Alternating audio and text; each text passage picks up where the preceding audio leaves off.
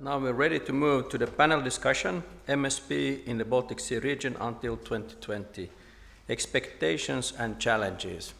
This will be the main topic for the panel discussion. It will take place over there. So may I ask the panelists to enter to the tables, boosted up with Lars, I hope. And we have a couple of clues. We have three things that the participants of the panel discussions should look into: readiness to implement EU directive on MSP, national versus transnational MSP, and benefits and challenges in transnational cooperation.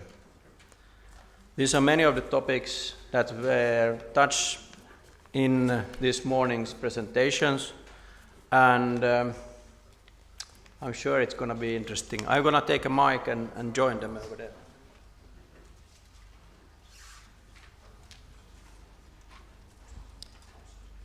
All right.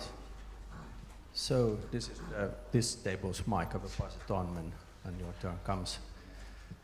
I was thinking that we will start off by asking the panel I will ask the panel directly a few questions just to get things going, but I also want, as you might guess, involvement from the public. If you don't react automatically by putting up your hand when you have something to ask or talk about, then I will start to poke you. And I will ask all the speakers, in order to keep the dynamics, we should avoid very long answers. We're trying to keep it to a couple of minutes and then go on to the next questions to maintain the dynamics and also to cover as much ground as possible. You could see from Angela's presentation there's a whole lot that we have to deal with in the near future. So let's kickstart this. My first question goes to Heitse. And you know I come from the land of Santa Claus, and even if this time of the year Santa is down in Jamaica having his summer break, he asked me to ask you, what do you wish for Christmas? And having said that, Christmas in this case includes the next year and 2 years. What would you wish for regarding MSP in Europe and in this region in particular? Well, for me, I think Christmas is already a lot closer because it's around about the 23rd of July when we hope that the Council will then do the final honors in terms of the adoption of the directive, which, as you know, is going through lawyer linguists right now. So it's being fine-tuned in order to get the text just right. But basically, I think the main thing that I would look for is that we really get the implementation process started as quickly as possible. We've done a lot of work already, and in fact, we kick-started this a week ago in Athens with the member states' experts on maritime spatial planning. And what I could feel from that group, and I can feel it here today as well, and we saw it yesterday in the discussions we had in the Helcom BASAP meeting as well, is that there's an enormous interest now in getting the work started. And that, I think, is my wish, that the work gets started and that everybody goes at it with the perspective of let's not just base ourselves on what we have in terms of the relatively open legal provisions in the directive, but what can we do jointly to make this as concrete and as actionable as possible as soon as possible. That's my Christmas wish. Thank you. And I just noticed that I forgot to present the ones that haven't been on stage today. So can we take a quick round and you tell who you are and who you work for, and perhaps with a word, what's your relationship to MSP? Well. I'm Katarzyna Krzywda, I'm from Poland. I'm acting director of the department, the Maritime Transport and Shipping Safety Department at the Ministry of Transport and Ministry of Infrastructure and Development. I am Tiina Tillman from the Ministry of Environment, Finland, and I work there in the Department of Built-up Environment. I'm also a member of BASAP Committee and member of Helcom BASAP Group, Maritime Spatial Planning Working Group, etc. So I'm in work in this international cooperation. Thank you. Hello, my name is Christina Berkman. I am representing the Ministry of Environmental Protection and Regional Development of Latvia. I'm also, like Tina, acting in most of these international initiatives regarding MSP, and I'm representing Spatial Planning Department responsible for MSP in Latvia. Hello, my name is Anni Konsap. I'm an advisor in the planning department of Estonian Ministry of the Interior, and basically my job is to coordinate the MSP process in Estonia and also the international cooperation. All right. I think that all the others are known from this morning. I have a question to Tina. Although we're coming from the same country, perhaps the audience would like to know how is Finland organized in the government concerning MSP at the moment? Ulla said that we still have a couple of things that needs to be done, but we are not completely relying on nothing here. There are a structure, isn't there? Yes, Finland has quite good governance, I believe, and long tradition in cooperation. And in maritime policy, we have a section in Prime Minister's office, so all the sectors are discussing there of maritime policy issues. And Ministry of the Environment is responsible of maritime spatial planning as spatial planning generally in Finland.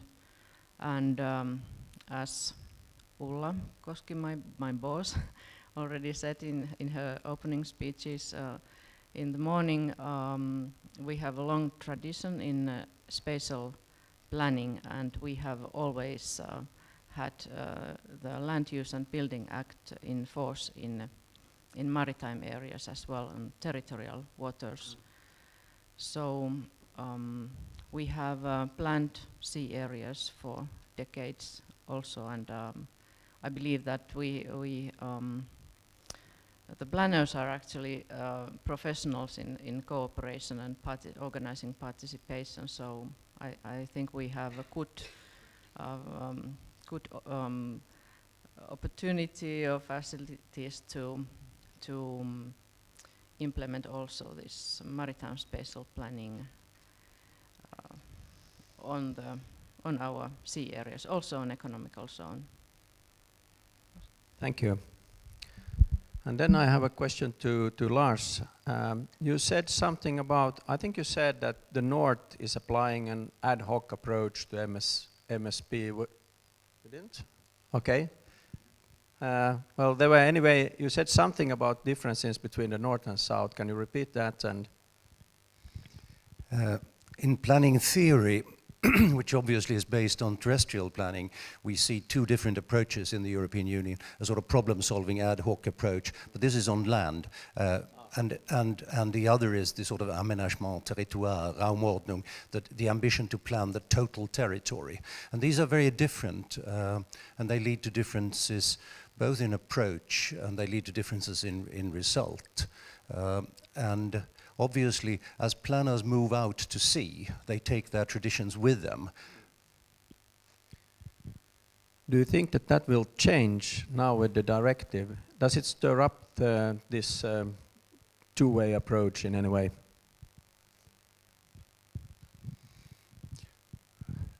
Well, the ambition seems to be, I mean, the European Union ambition is very often the sort of aménagement territoire, the total planning. If I, from the point of view of decision-making and planning theory, would advocate something, it is a more ad hoc problem-solving approach. Because if we are going to agree on visions in democratic societies, they tend to be very vague and general. We can agree on where we don't want to be, but it's very, very much more difficult to agree on where we want to be, to agree on a reasonably concrete vision of the future.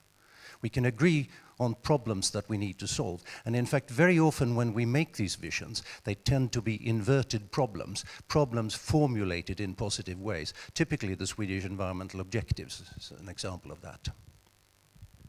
Thank you.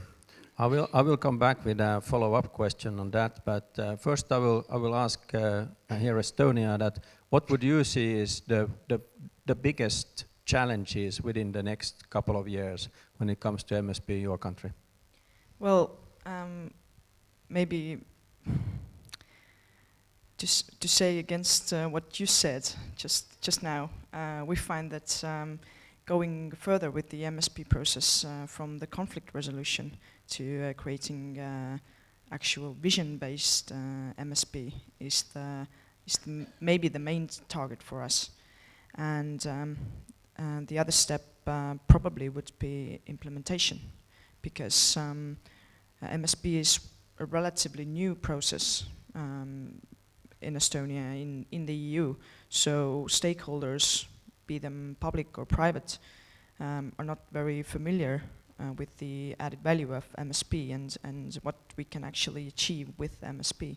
So maybe these are the 2 points that are the most relevant for Estonia in the coming years.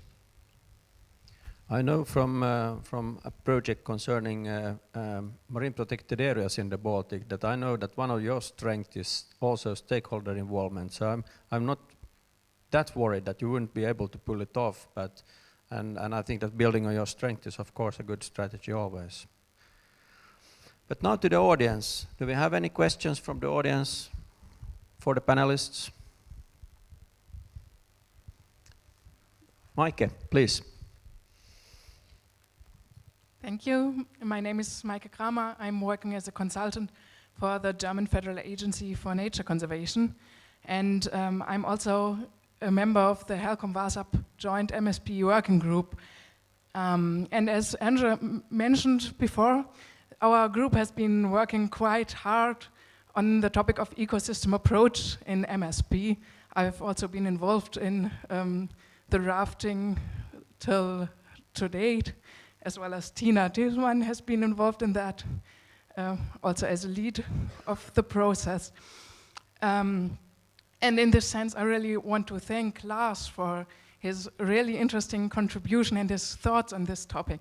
And Lars, I'd like to ask 2 questions of you. First, could you sum up in 1 or 2 sentences what, in your opinion, is the most essential points in ecosystem approach in MSP? And second, do you have got an advice in another 1 or 2 sentences to our group what we should take into account or consider specifically when drafting guidelines on ecosystem approach in MSP? Thank you. Well, I think what I pointed out as the very positive thing about the ecosystem approach is that it takes an approach to function in time and space rather than a sort of cadastral pattern of ownership or pattern of territories and so on. And that is the positive thing. The answer to your question is yes, but not now, because that would take the rest of the time. I don't have these sort of facile, simple recommendations. And anyway, like a good academic, I can tell you what the problems are, not what you should do. That's very wise. May I propose that if you're looking for some topics to write papers on, I think that's something that there's an urgent need of more views on that. It's not solved with one paper, but certainly your views would be appreciated. So I think that this would be one idea to go forward with. Then, Lars, you gave your presentation, and I'd like you to elaborate a bit further where Sweden is at the moment. I know that you have taken stock by writing a report where you are concerning MSP at the moment, but what will happen next at the national level? That's my first question to you. Okay, yes. The next step, I can take the easy way to explain it. The next step is that during this winter, next spring, we should have a consultation about what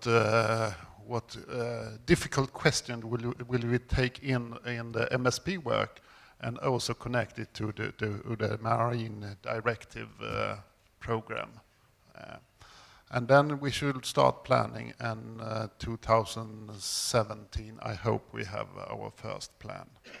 But that's the easy question. I think, Angela, you make a very interesting presentation, and you said something. I didn't have the time to take all the notes. But you have MSP is not established in all countries. And I think perhaps you thinking that Sweden, yes, we had worked in 4 years, and then after that we in Swarm have preparation in 3 years. But I will say MSP is not established in Sweden. It's established in some groups, but not in all sectors, not in all interests who should. So it takes time, and I think the short answer in your question is that we should continue to establish MSP in different sectors and show the opportunities. I have a question to Lars. Can I take that now? Sure. I think it's very interesting that you point out the difference between terrestrial planning and maritime planning. And you also say that the planners who work terrestrial take the tradition with them out. Where should I find the good maritime planners in my unit? And you have to remember they're sitting down here. have you new education on BTH, or what kind of profile should we look after to find the right people? Well, the only MSP education that I know of, which is of any length, is an Erasmus Mundus program involving a number of universities, and I think it is the University of the Azores that is coordinating it. I don't look at my department. But the problem is not just the planners going to sea, but it's also the conservationists taking the sort of lead and initiative and creating a number of the understandings of planning. There is this confusion, for instance, with planning and management. Planning is done by planning agencies, which are very often not management agencies at all, or for only a few of the resources, as you well know from SWAM.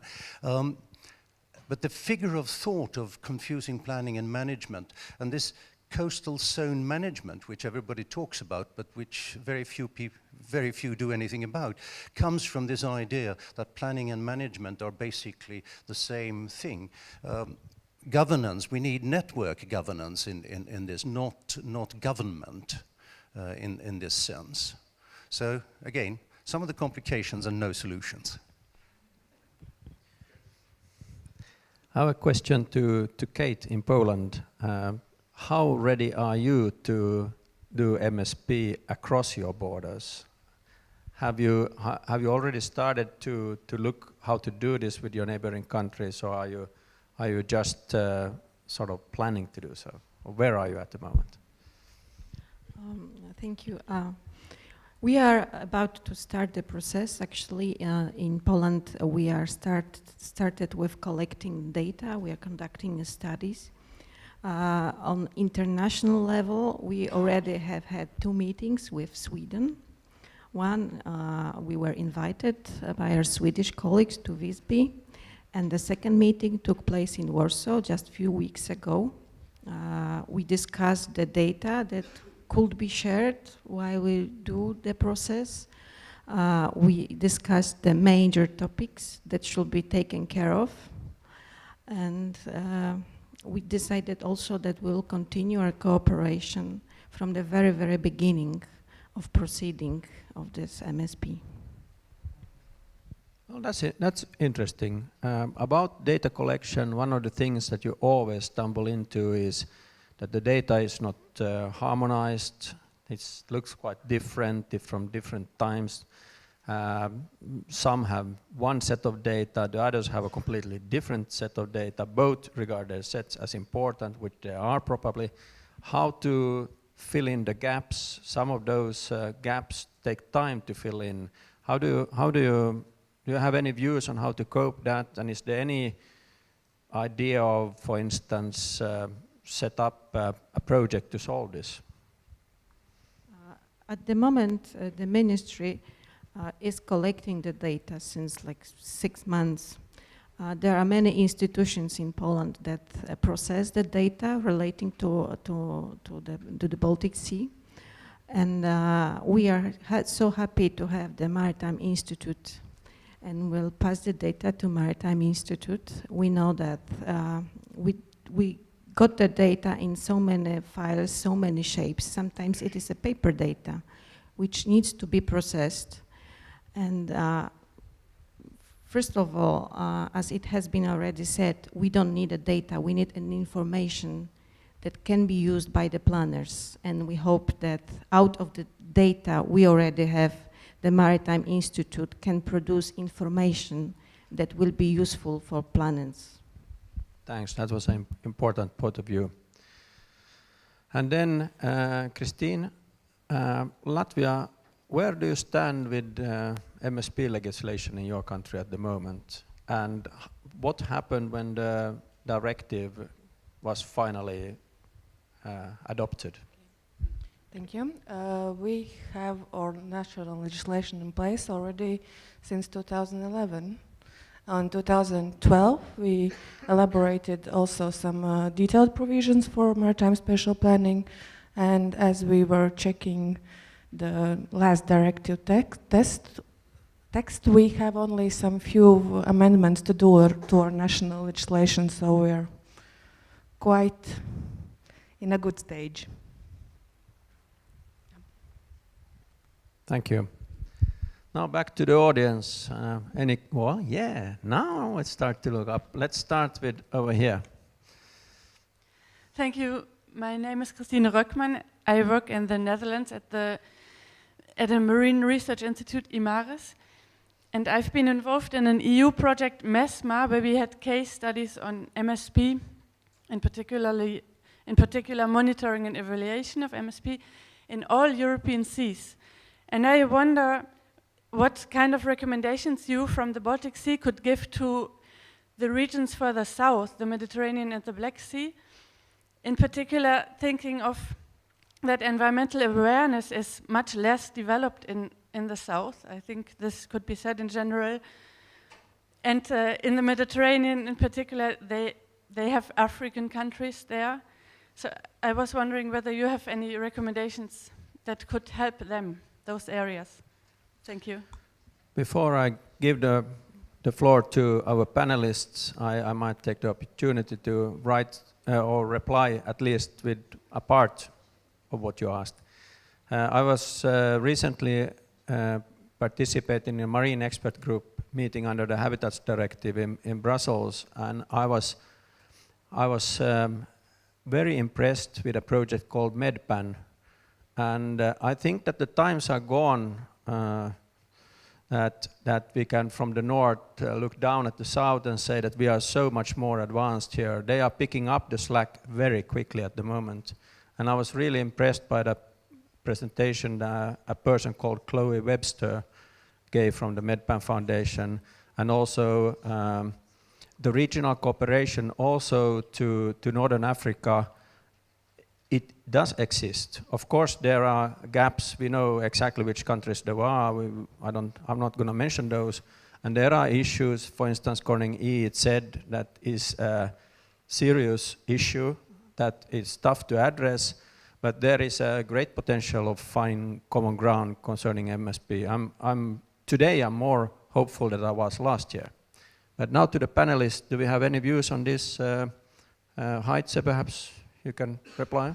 Yeah, just to echo what you said, Jan, as well, which is that there is a lot of work going on in the Mediterranean with respect to the management of the marine environment on the one hand, and the organization of maritime spatial planning on the other hand. To give you a couple of examples, there are a number of nature protection zones in the Mediterranean. A famous one is called Pelagos, for example. There is a lot of work done in terms of protecting ecosystems.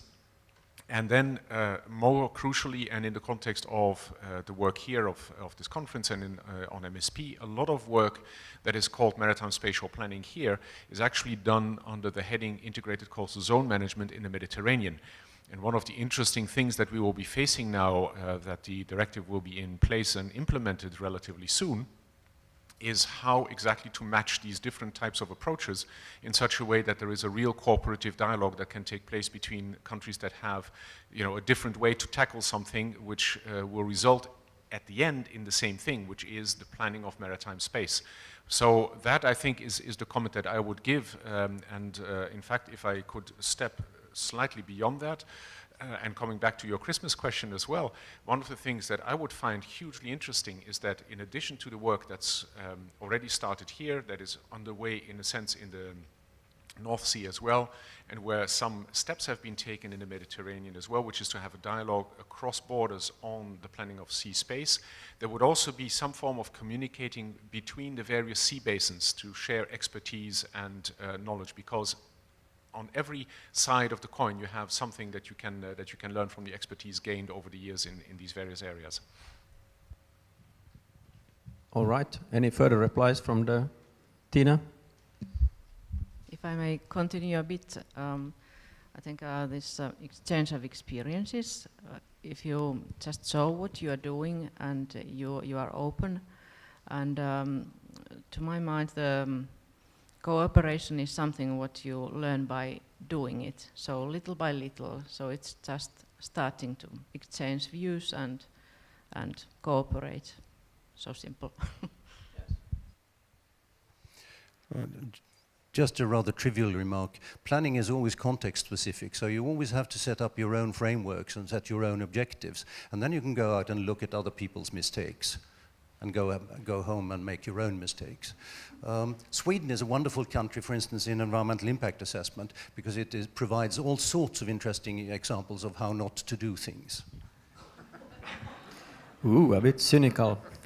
Well, keeps you awake. We take the, hang on, there was somebody else over here that I saw. Yes, they're on the second row. Let's take that first. Hello, good morning. I'm Milena Calado from the University of the Azores, and I would like just to make a small amendment. Thank you for your kind words, but it's not University of the Azores that coordinates the Master Mundus. It's, in fact, UAV, but we are an active partner, and we have just finished the first year with a panel of students that come from different backgrounds.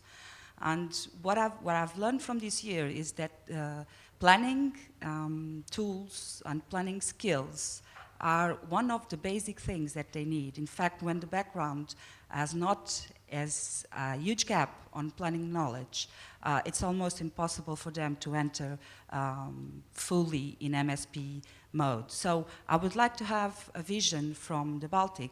What were the skills that you noticed that were lacking for you? And let's not speak about integration, we all know that we need that, but about the basic skills, what do you think is the basic knowledge that people have to have when they go into MSP? And again, also someone said there's a big misfeeling or confusion on planning and management. And I would like to have this also focused, because MSP being the S special and P planning, I would like to have a more insightful vision on that difference that we need to address. Thank you. I might contribute myself immediately that this one thing for sure is that nobody is an expert for the whole thing. You need the team. It's a team sport, MSP. You need to have the goalkeepers and the forwards and the defense. Everything should be in place. Just to use the metaphor that we all know now. The panelists, any response to this? About the basic skills needed for MSP, I would just say one word: communication. Short and sweet. And Heitze? Yeah, I just wanted to tackle this point on management versus planning, because this is something that has given us several headaches over time as well, and we had a few interesting discussions in a similar kind of context yesterday, which the participants in yesterday's meeting will remember with a lot of pleasure, I think. But let's start maybe from our starting point with respect of what we try to organize in the European Union context. The first thing that was important to us is to get something in place that makes sure that every member state in the European Union is aware of its maritime space and organizes it in order to have as efficient, in that sense, management of that maritime space as possible. But at the same time, and you will recall this from the discussions that we had, and we had one of these discussions in the Azores at the time when we had done our communication on the 10 key principles of maritime spatial planning. The core idea for us was to first of all set the basis for a process that is as sector neutral and as neutral in every sense as humanly possible, simply to make it possible for economic activities to be organized as coherently as possible, both with each other but then also with the marine environment. From the moment that you start putting in place specific objectives, of which one is dominant over the other, you skew that process and you make the planning of your maritime space much more difficult than it ought to be. This is not to say that you cannot set priorities, obviously, but the priorities are something that for me, and I think I said that earlier as well, it's something that comes ahead of what you do in terms of planning.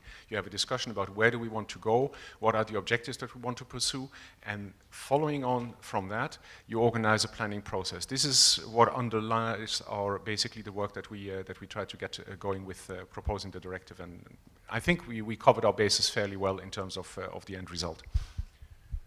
Thank you. Can I have up the arms again that who has been posing questions? So I remember, I think you were first, and then we have over here on the first row, and then we have Ulla, and then, there, and then Ulla, in that order. Yes. Okay, shoot, you first. Yes, Christina Berkman, Baltic Environmental Forum. I would like to ask a question about the national space of the countries. Between many countries, at least in Baltic Sea Region, there are no legal borders yet defined. How this issue is planned to be solved? Might be there are some recommendations from European Commission or good practice examples.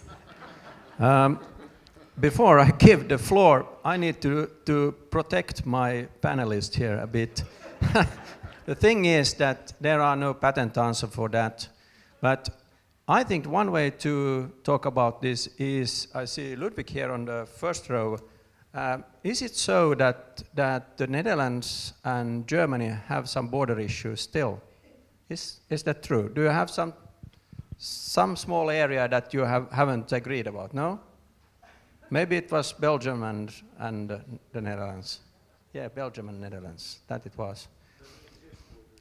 Well, did you see how he handled it? That's the way to handle it. No, the thing is that there are bits and pieces scattered all over Europe, all over the world.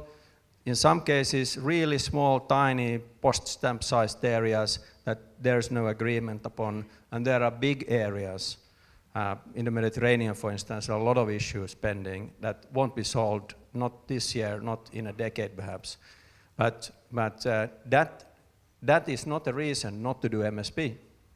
You can still do it. You can do a lot of good things in your own area in a coordinated fashion, which makes it possible for others also to follow up and for you to follow up how your area develops along with the rest. So that's the situation at the moment. Would somebody like to add anything to this? It's a grenade without a pin. So, Heitze? Yeah. Let me say one thing. And this is just to make absolutely clear, because you directed the question at the European Commission. The European Commission does not get involved in this issue at all. We have nothing to say on the jurisdiction of member states over their waters, and we would very much like to keep it that way. And if you look at the directive, it's also organized in that fashion. But let me also say something slightly more constructive. And this is to give you an example from a totally different perspective, if you will. but which may help and is a bit along the lines of what Jan said as well. When we started working on maritime spatial planning, there were a lot of people who said, but you know, it's very difficult to do this because in the context of the common fisheries policy, actually a lot of things are done at EU level, so how can we do the planning at national level? Oh, and then there is shipping. And shipping is regulated through the IMO, so how do we deal with that then? And the answers that we gave already at the time, and which I think are now basically common understanding, is that of course you work with the system. If you have something that you want to change in the context of fisheries, which you know, is part of your maritime spatial plan, then you use the instruments available in the context of the common fisheries policy to work with that. You will talk to your neighbors, you talk to European Commission, and at the end of the day, hopefully you will get a solution out of it that works and that fits with your spatial plan. Same thing for shipping lanes, for example. There's nobody who advocates that, you know, now that you do maritime spatial planning, all of a sudden you do unilateral changes to shipping lanes. No, what you do is you see with your neighbors, these are the shipping lanes that we have here, this is how we would like them to be organized, this is how we plan to do this, and then you go to the IMO and you see that you get that change organized. So there is always a way. There's always a way to work with the system to make things operational. And do we get any from Yes, Christina? just a small remark. As already my neighbor, the only neighbor we have a real border with, Estonia said the main thing is about communication. We are having also a very good communication with our Swedish colleagues, also this week, so I don't think there is a problem that cannot be solved. You just need to communicate and get together, so we will see how we succeed already this week. First meeting. Thanks. And then we have Professor Asp here. Thank you very much. My question is about integration of blue growth objectives into the maritime spatial planning process.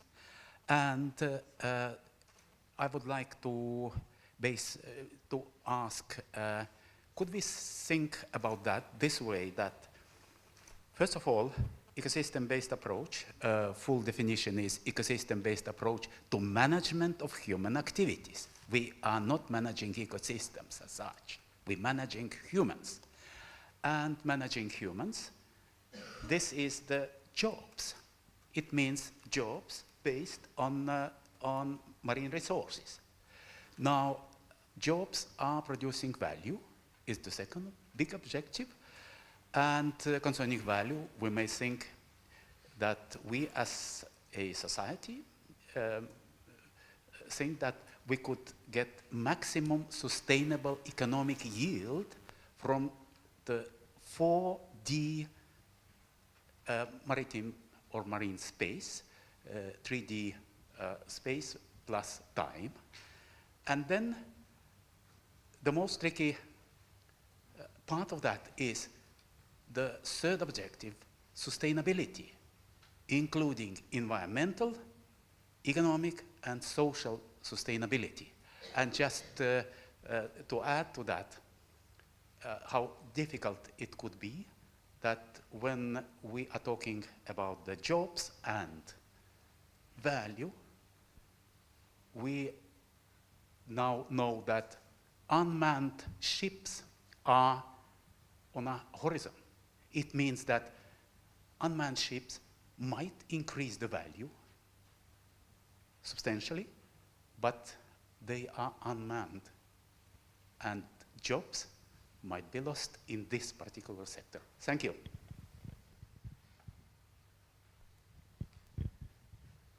Before I ask the panelists, I can't help saying that right now in Helsinki there is a conference that deals with unmanned ship questions, among others. So this is a real thing, it's taking place, and there's 1,300 participants in that conference, so it's not a small thing. And I think that question was quite interesting. Is there any of the panelists that feel that they can tackle it? It's quite challenging. Heitze, again? You moved your hand. That's dangerous. Yes. I think this approach that Commission had said, underlined many times, sector-neutral planning process is one of the key questions to include job growth, blue growth, you can call it what you want. And that's it's interesting, but it's easy to say, but in the end, this obligation to lead the planning process in each country is putting in one place. And in Sweden, we had a environmental department and swarm who mainly deal with environmental issues. But as our Director General said, we have to change hat when we're talking about MSP in the agency. If we succeed, yes, we will do it, but it's not so easy if we are 250 people and perhaps 10 who are working with planning, the other working with environmental issues. But I think also here the cooperation in the Baltic Sea is one way to do it. It's we go to Poland because you had a little other view of planning process, and we meet Latvia, and we meet all the country, and we taken in your other views because you mainly perhaps work with other issues. So if we can mix this together, I think we can do a sector-neutral planning process. All right, and Lars have some additional comments to the question. Well, first of all, I'm glad you brought up the fact that we manage humans. My old planning teacher used to say, nature doesn't have a mailbox. You have to send your directives to humans who then act. But planning doesn't actually produce anything. Planning can at best produce conditions for actors to act within, and very often it does so through restrictions. I mean, saying that we want wind power here doesn't mean that wind power is going to appear here. It's a bit like the two gods in Hamlet. One says, I can call mighty spirits from the vasty deep. And the skeptical other god says, yes, but will they come when you call them? But you do set restrictions. We don't want other things that would compete with wind power. We cannot call up wind power. Well, we can whistle up the wind, but it won't blow. Thank you, very good. The next question goes to Ulla. I would like to raise one, to my mind, very important aspect. Maybe it was Lars who mentioned that traditional terrestrial planning is about development and change. Yes, it is quite often, and maybe mainly about that, and it's mostly that when we talk about detailed town and country planning. But to my mind, it's really important to understand that planning, and now I'm speaking about traditional land use planning, it's quite much about not to change something and not to develop anything. And I just wanted to say this from the Finnish perspective. I know that our land use planning system is very different from many other countries, and maybe Finland is very exceptional because we really have a planning process also on the sea area. So not only the planners are there, but also the legislation already exists there.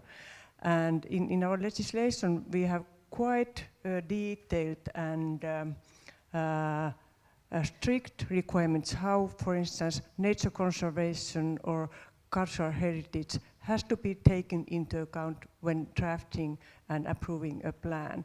So I very much hope that we could also take into consideration and remember that planning can also have a quite important role when deciding what areas we shouldn't touch, we shouldn't change, we should protect. And again, I'm just looked at Talis and he showed that it's time for the lunch break. I haven't forgotten the question. Okay. Anyway, I was just going to advertise that since we are doing the excursion tonight, it's an excellent opportunity to, well, mingle around and have a nice time, but also approach the panelists, the speakers, anybody here with additional questions, and then if there's something clever, go and tell Angela about it, and she makes a note and adds that to the final outcome of the conference.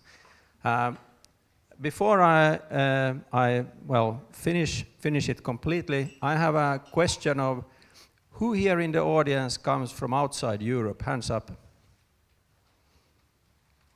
Where are you coming from? Yep. Good. Anybody else? Over there? Bolivia, okay. Anybody else? Did I see something? Yeah? Good. You have come far away. Anybody else? Did I miss somebody?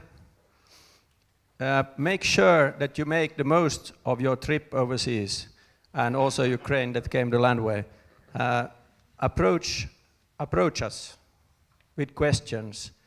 Tell your story, because that's why you're here. We are not forgetting you. We know who you are now. So thank you for this morning. It was a delight. Thank you very much.